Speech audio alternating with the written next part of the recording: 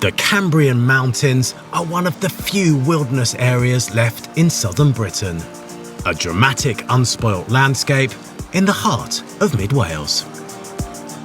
There's wild, rugged beauty to this area, and it's rich in history too. If I'm going to explore it, I'm going to need a guide, and I know just the man.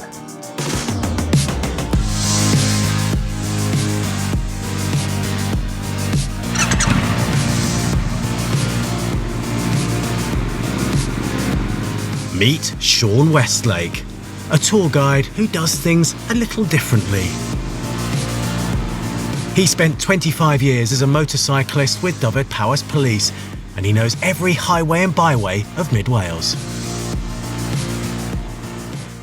Hello, Sean. Hi, Sean. Two Seans, this could get quite confusing, couldn't it? Absolutely.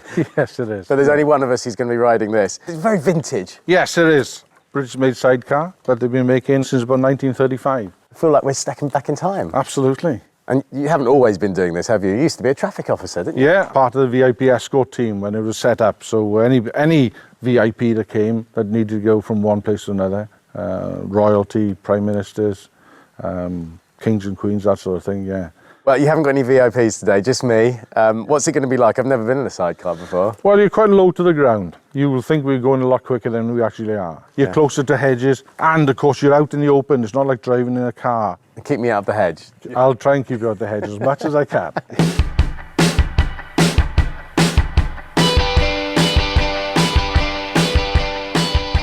Let's go then.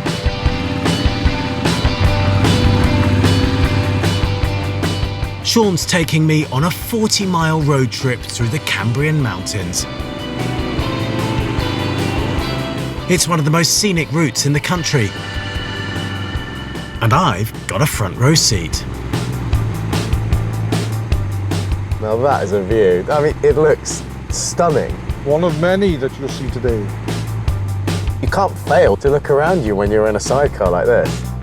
Our first stop is Devil's Bridge, famous for its unique triple-decker crossing that spans the River Mynach.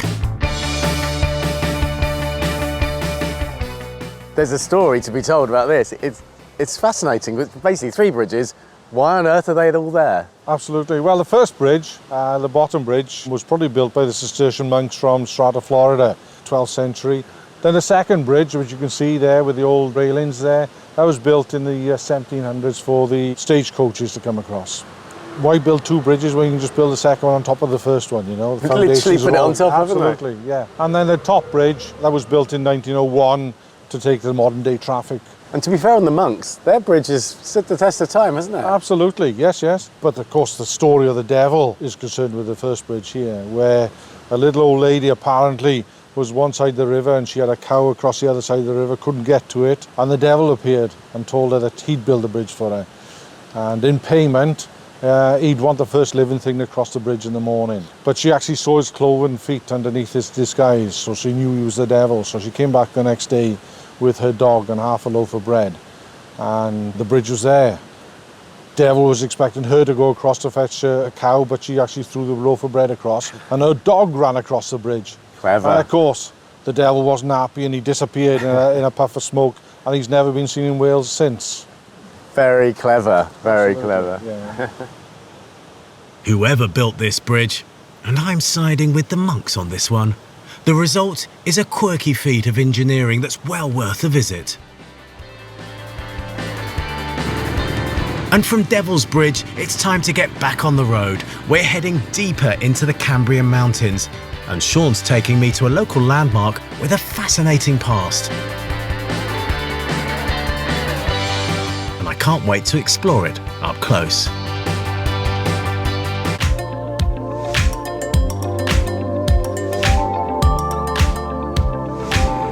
I'm on a road trip through the Cambrian Mountains in the company of Sean, a former police motorcyclist turned tour guide.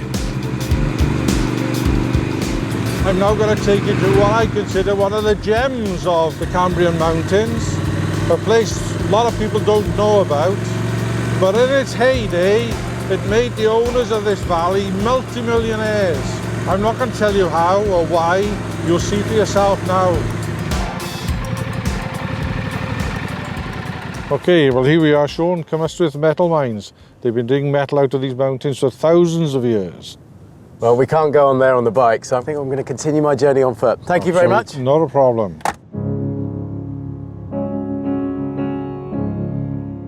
These old buildings are echoes of an industry that once thrived in Cymystwyth.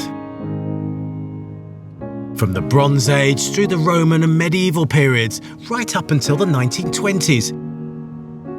People have mined these mountains for copper and lead, silver and zinc. Johan Lord is a member of the Cambrian Mountains Trust. He helps to preserve the site's heritage, and he's got a personal connection to Cymystwyth. His ancestors used to mine here.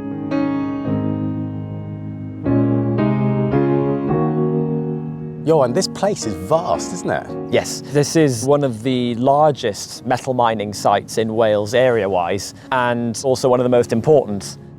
All the buildings and things you can see behind me there, they all date from the main period of development, which was the 1800s, Industrial Revolution period, when the Cymystwyth mines were expanded on a vast scale. There's about 26 miles altogether of workings inside this mountain. And over the centuries, the workings got deeper and deeper and deeper and deeper, until eventually you have the big rock you can see up on the hillside there. That was called Magna Petra, which is Latin for the Great Rock or the Ore Rock. And that was one of the largest open cast metal mine excavations in the whole of the British Isles. Life wasn't easy then, though, was it? Absolutely not. Miners would start working underground here at the age of about 6 or 7, and they would basically work until they were too ill to continue. And that age would be anything below 40. From 1880 onwards, there was a problem that hit most of Wales of cheaper foreign imports. And this mine here at Cymystwyth closed in 1923.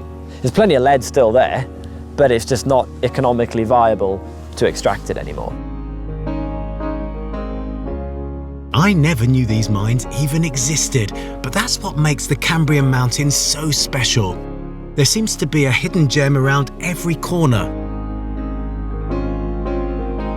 It's time for Sean and I to begin our journey back home, but there's one final landmark he wants to show me.